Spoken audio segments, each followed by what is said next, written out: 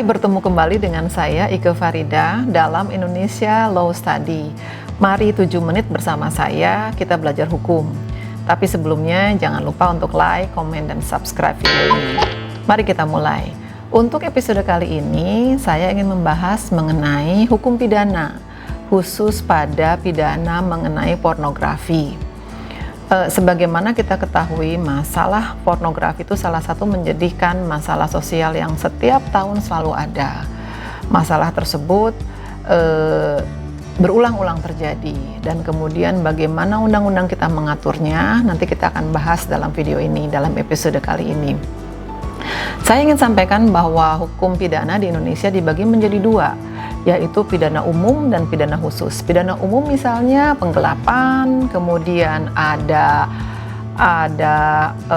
penipuan, ada macam-macam ya, pencurian salah satunya. Sedangkan pidana khusus itu misalnya ada pornografi, ada korupsi, ada terkait dengan ITE seperti itu, dan narkotika dan seterusnya.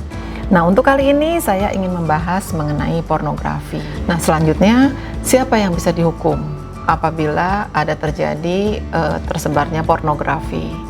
Nomor 1, pelaku sudah pasti bisa dihukum. Kemudian, orang yang mengakses juga bisa dihukum. Kemudian, orang yang menyebarkan atau orang melakukan transmisi. Kemudian, orang yang menyediakan fasilitas pornografi. Kemudian orang yang memberikan kesempatan, orang yang memberikan fasilitas juga. Nah, apa yang dimaksud dengan memberikan kesempatan? Misal, setelah dilakukan perekaman, terus kemudian digeletakkan di tempat yang mudah diakses oleh orang lain, sehingga orang lain mudah memberikan akses. Selanjutnya adalah undang-undang yang bisa menjerat orang-orang tersebut. Itu undang-undang apa saja? Satu yang sudah pasti ada KUH Pidana, Kitab Undang-Undang Hukum Pidana. Kemudian ada lagi Undang-Undang Pornografi. Kemudian ada lagi Undang-Undang ITE. Ya, hukuman itu sendiri bagaimana? Hukumannya sangat beraneka ragam. Hukuman dari mulai misalnya untuk kasus pencabulan. Ya, pencabulan itu bisa dari mulai 9 tahun.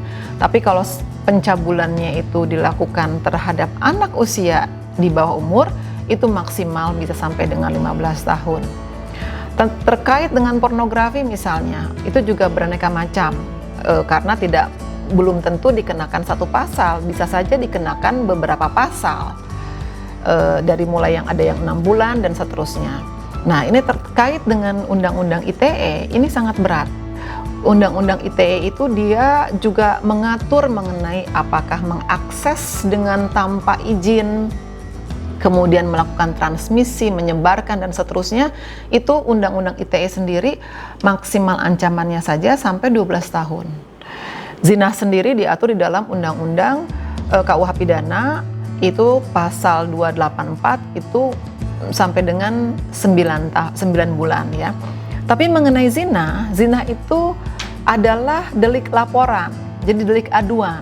Ketika salah satu pasangan, si suami atau si istri melakukan zina, maka pasangan yang mengetahui itu melaporkan. Kalau tidak dilaporkan, tidak terjadi yang disebut dengan zina. Nah, ini contoh-contoh kasus dan permasalahan yang ada di Indonesia. Yang akhir-akhir ini terjadi, misalnya kasus pornografi di Wisma Atlet, di mana ada perawat yang kemudian diindikasi melakukan hubungan seksual dengan pasien yang terpapar COVID misalnya. Dan kemudian itu disampaikan di dalam sosial media. Atau misalnya contoh lain, beberapa tahun sebelumnya ada artis ataupun penyanyi terkenal bernama Ariel dengan diduga dengan Luna Maya misalnya, diduga dengan Cut Tari misalnya. Itu di mana akhirnya Ariel dikenakan sanksi 3 tahun 6 bulan. Nah, salah satunya yang dikenakan terhadap Ariel ini adalah dia memberikan juga kesempatan. Di situ dikatakan memberikan kesempatan. Kasus lain misalnya ada juga yang pelajar melakukan hubungan suka sama suka, hubungan seksual yang kemudian mereka rekam. bermacam-macam. Dan yang terakhir adalah yang kita ketahui tentang Giselle, contoh Giselle dengan salah satu mungkin yang dianggap sebagai kekasihnya ataupun rekan kerjanya yang kemudian tersebar, di mana pada saat itu Giselle itu masih dalam status kawin. Nah, di sini kita juga harus cermati ketika status kawin, jangan lupa kalau itu zina itu pasangan yang harus mengadukan. Nah, tapi sekarang sudah tidak lagi menikah. Ini bagaimana nanti polisi mencermatinya?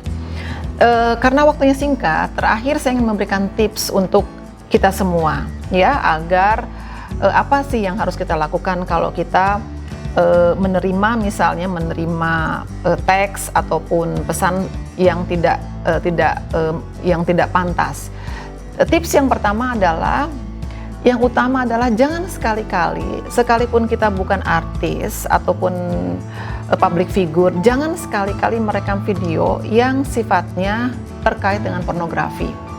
Merekam baik itu gambar maupun video. Kemudian yang kedua adalah kita harus sangat menjaga perangkat elektronik kita. Laptop, iPad, handphone, apapun itu, tolong jaga dengan baik. Yang ketiga, ketika hilang, segera dilaporkan agar ada buktinya. Yang keempat, jika mendapatkan salinan, foto, gambar, itu segera laporkan ke Kementerian Kemenkominfo atau ke aplikasi tersebut, misalnya ke Facebook. Nah, yang berikutnya adalah segera laporkan polisi. Berikutnya kemudian jangan sekali-kali kita menuduh. Jangan menuduh orang lain. Kemudian yang keenam, jangan menyebarkan. Kemudian yang berikutnya adalah jangan memfitnah. Kemudian stop kirimkan gambar, baik pribadi, gambar pribadi kita, gambar pribadi orang lain gitu ya. Hati-hati mulai sekarang. Dan yang terakhir yang paling penting adalah segera mengenkripsi gambar ataupun video kita, yaitu memproses atau mengamankan agar gambar tersebut tidak bisa diakses dengan cara yang mudah. Seperti itu. Untuk episode kali ini kita akhiri sampai di sini. Jangan lupa untuk like, komen, dan subscribe. Sampai ketemu di episode berikutnya. Semoga bermanfaat. Sampai jumpa.